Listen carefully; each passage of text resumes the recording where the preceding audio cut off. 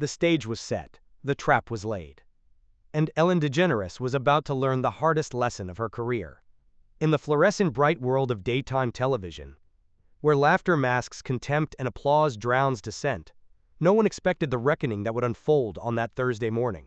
Especially not from Karoline Leavitt, the young, composed press secretary wearing a silver cross necklace and carrying middle America's values into the lion's den. When Karoline received that email, an invitation to appear on the Ellen DeGeneres show to discuss the generation divide in American politics, her team recognized the warning signs immediately. "It's Ellen," one aide cautioned. "She plays nice in front of the camera but takes jabs with a smile. This could be a trap." Karoline's response? A calm confidence that would foreshadow everything to come. "Let her try. If she wants to make a joke out of me, I'll bring truth to the punchline." Ever wonder what happens when Hollywood arrogance meets unwavering conviction? Stay tuned to witness the exact moment when America's favorite talk show host lost her audience, and perhaps her soul, in 8 devastating words. By the time Karoline landed at LAX, social media vultures were already circling. Liberal influencers mocked. "Why is Ellen inviting Trump's press girl?"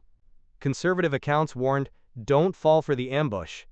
The battle lines were drawn before a single word was exchanged.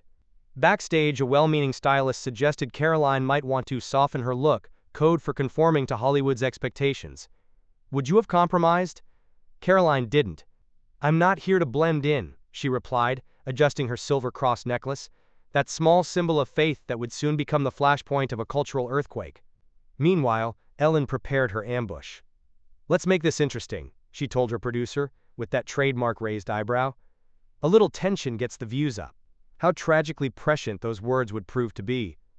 The trap was set, the audience primed, the cameras rolling. When Karoline stepped onto that stage, the audience reaction was telling. Some cheers, some boos. A microcosm of divided America. But division wasn't Karoline's enemy. It was her familiar terrain. After perfunctory pleasantries, Ellen launched her first salvo. "You're young, ambitious, and working for a very controversial man. Don't you ever think maybe you're just reading someone else's script?" The audience laughed nervously, expecting Karoline to squirm, to falter. But Karoline didn't blink. "Actually, Ellen," she replied with razor-sharp calm, "I've been writing my own story since college, and I don't need applause to validate it." First blood drawn. Ellen's smile twitched. Just enough for the cameras to catch it. Just enough for viewers at home to sense the shift. This wasn't going according to plan. If you think truth matters more than showbiz approval, hit that like button now. We're just getting started. Ellen pressed harder. "When you speak on behalf of someone like Donald Trump, doesn't that come with a lot of baggage?" Karoline leaned forward, unshaken. "If you're referring to policies that strengthened the economy, protected our borders, and stood up to global bullies, then yes, I carry that baggage proudly." Claps rose from the conservative side of the audience. Not thunderous, not yet, but enough to signal the tectonic plates beneath this interview were shifting. Ellen's facade cracked further. Her chuckle turned sharp, weapons-grade. "Oh, come on," she mocked. "You don't really believe all of that, do you? Or are you just trying to be the next viral mouthpiece?" Classic Ellen. Wrap the knife in velvet. Let the audience do the twisting. But Karoline had come prepared. She pulled out a small printed report from her lap. "Here's something funny, Ellen," she said, unfolding it deliberately. "According to your own 2018 interview, you praised Trump's economic plan for bringing factory jobs back to middle America. What changed? Was it the facts or the politics?" The studio collective gasp was audible. Ellen blinked rapidly, the universal signal of a predator suddenly realizing it's become prey. Karoline pressed her advantage. "You mock people like me for standing by our beliefs, but what really bothers you is that we don't back down. Even when we're outnumbered on shows like this." Ellen struggled to recover. "You're passionate, I'll give you that. But passion without compassion is just noise." Karoline tilted her head slightly. The gesture of a chess player seeing checkmate 3 moves ahead. "And compassion without truth? That's Hollywood." That landed. Hard. The audience stirred, murmurs, nods, furrowed brows. Even the control room recognized the shift, with a producer whispering in Ellen's earpiece. "She's flipping the room. Move on." But Ellen, unaccustomed to retreat, doubled down. "Oh, I've got more. Let's talk about women's rights, shall we? You claim to support women, but you work for a man accused by multiple women. How do you sleep at night? Want to know how this ends? Subscribe now, because what happens next shocked even hardened political commentators. Karoline didn't flinch. "I sleep just fine, because I don't reduce women to victims. I believe in their strength, not their slogans." The battleground was set. Karoline had planted her flag, and Ellen was visibly rattled. Her audience wasn't reacting as expected. No easy laughter, no sycophantic support, just tension. Thick, palpable tension. Karoline sat with perfect composure, hands folded, cross necklace gleaming under the lights. She didn't raise her voice. She didn't need to smirk. Her words did the heavy lifting. "You see, Ellen," she continued, voice steady as stone, "people don't tune in to watch a political ambush disguised as comedy. They tune in for truth, even if it stings." Ellen forced a chuckle. "You're a tough one, I'll give you that. But truth is complicated, and I'm not sure you see the whole picture." "Maybe not," Karoline countered smoothly, "but I see enough to know that faith, hard work, and love of country aren't punchlines. And yet every time someone on your side talks about unity, they forget to include people like me." That line drew unexpected applause. Sharp, real, scattered across the room like lightning. "You say I don't understand struggle," Karoline pressed forward. "I grew up in a middle-class New Hampshire family where we packed lunches, not privilege. I paid my way through school. I interned, hustled, failed, and stood up again. What I didn't do was inherit a talk show, millions of dollars, and a platform to mock people for their values." Boom. The audience reaction was mixed. Some impressed, some shocked. Ellen's trademark smile was gone, replaced by the unfamiliar territory of vulnerability. "You think I mock people?" Ellen asked, suddenly quiet. Karoline didn't flinch. "I think you use laughter to avoid accountability. But not today." And then it happened. From backstage, a voice pierced the silence. "She's not wrong." It was a young crew member, stepping into view. "I grew up watching the show, but she's saying things I wish someone had said 10 years ago." The momentum wasn't just shifting in the room, it was avalanching. If you're feeling that shift right now, hit like and share this video. Some moments transcend politics. This is about basic human dignity. As the show cut to commercial break, chaos erupted. The crowd buzzed with nervous energy. Producers scrambled. Social media exploded, with hashtags like #CarolineClapsBack and #CrossGate trending nationwide. Ellen sat frozen, her assistant flashing a note. "We're losing the audience hard." Meanwhile, Karoline remained still, adjusting her cross necklace, not in nervousness, but in preparation. Like a shield being fastened before the final battle. When the cameras rolled again, Ellen attempted damage control. "Welcome back, everyone. Things got a little intense before the break. Let's cool things down, shall we?" Karoline wasn't playing. "Then maybe next time start with a question, not a punchline." Ellen shifted tactics. "Let's talk about joy for a moment. You're a woman in politics. Surely there's something you and I can agree on, right?" Karoline leaned back slightly. "Sure.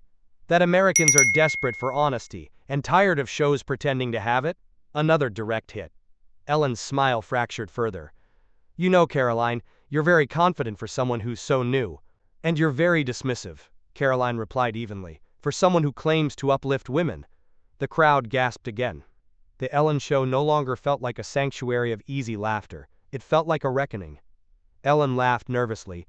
"Well, this has taken quite the turn." Karoline nodded calmly. It usually does when truth walks in. Thunderous, divided applause erupted. Some stood. Some sat stiffly. But everyone was awake. Fully, undeniably awake. Then came the moment. The 8 words that would echo across America. Ellen, desperate to regain control, lashed out with something too personal, too cruel. "Maybe if you stopped hiding behind that little cross of yours, people would take you seriously." Time stopped. The audience recoiled. Even producers looked stunned. Karoline's hand moved slowly to her necklace. She didn't touch it. She just let it be seen. Then she stood, calmly, quietly. The room froze. She looked at Ellen not with anger, but with deep disappointment. "This is what the elite really think of people like me." She turned slightly toward the audience. "You mock what I wear. You mock what I believe. And then you pretend you're about kindness." Dead silence. Then 8 words.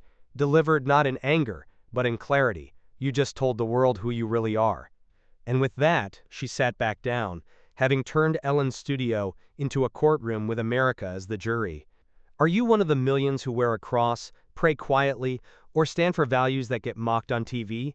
Double tap that subscribe button. This channel stands with you. Ellen tried to break the silence with a weak smile. Well, that got serious fast. But no one laughed. Karoline looked directly into the camera. Millions of Americans wear a cross. Millions pray quietly before work. Millions stand for the flag and bow their heads in grief when soldiers come home draped in it. If those things make us a punchline in your world, then maybe the joke's not on us. Twitter exploded. Within minutes, hashtags like #EllenMockedFaith and #CarolineClapsBack were trending nationwide. The control room panicked. Ellen's assistant flashed a note. We're losing the audience hard. Ellen stammered. Karoline, I didn't mean it that way. I was just trying to lighten the mood. Karoline's response was firm but measured. You can't hide behind comedy when it becomes cruelty. The crowd began to stand. First a middle-aged woman in the second row, then a college student in the back, then more. Not everyone, but enough. One audience member even shouted, "Let her speak!" Ellen, visibly shaken, finally surrendered. We're going to cut to commercial. By the time the show aired on the West Coast, clips had already racked up millions of views online. Fox News aired segments asking, Ellen versus Faith, did she go too far? A TikTok video of Karoline adjusting her cross, then delivering her line, you just told the world who you really are, hit 7 million views by midnight. Backstage, Karoline's phone buzzed non-stop, with messages from veterans, nurses, even former atheists, thanking her for standing up. Even a message from Donald Trump, you were brilliant, they needed to see that. Across America, the impact was immediate. At a diner in Des Moines, a waitress pointed at the TV. That girl just stood taller than most men I've seen on that stage. At a university in Chicago, a professor rewound the video 3 times. She never even raised her voice. Meanwhile, Ellen's team went into crisis mode. A written apology was drafted but came too late. A poll asked, do you believe Ellen disrespected Faith on live TV? 68% said yes. 3 days after the interview, Ellen canceled her next taping. The official word was production scheduling. But media didn't buy it. Headlines filled feeds, Ellen faces fallout after Faith clash, and is daytime TV losing touch with America? Karoline, however, was everywhere, on Hannity, on CNN, delivering every answer with clarity and conviction. She didn't gloat. She just kept showing up. And America kept listening. At a small-town church in Georgia, the pastor used her quote in Sunday's sermon, "You can't hide behind comedy when it becomes cruelty." At a conservative women's conference, her speech was moved to the keynote slot. Even liberal columnists admitted, I disagree with Karoline Leavitt on almost everything, but that was one of the most disciplined, powerful media moments I've seen from any woman in politics. This story matters. If you believe in standing your ground when faced with mockery, tap that subscribe button now. 1 week after the Ellen interview, Karoline stood on stage at the National Value Summit in Dallas. 20,000 people rose before she said a word. Some said I went too far, she began. Others said I didn't go far enough. But I didn't show up on Ellen's stage to win a fight. I showed up to remind America that your faith, your values, your identity don't belong to late-night punchlines. Her speech resonated far beyond that room. Fox News ran it live. CNN hosted panels. Even The View acknowledged, she's shaping the conversation whether we like it or not. Meanwhile, Ellen's written apology came too late, vague and ineffective. Behind the scenes, Karoline received over 15,000 letters in 5 days, many handwritten from strangers, thanking her for, quote, speaking without screaming, for standing when others stayed silent. One note read, I'm 76, lost my job for talking about faith at work. You gave me hope again. That letter now hangs on Karoline's office wall, beside a frame holding a screen grab from that day. Cross visible, eyes calm, shoulders back. A symbol not of outrage, but of strength. By month's end, 3 states had introduced new protections for religious expression in the workplace, citing Karoline's moment as inspiration. She had become more than a guest on a talk show, she was a movement.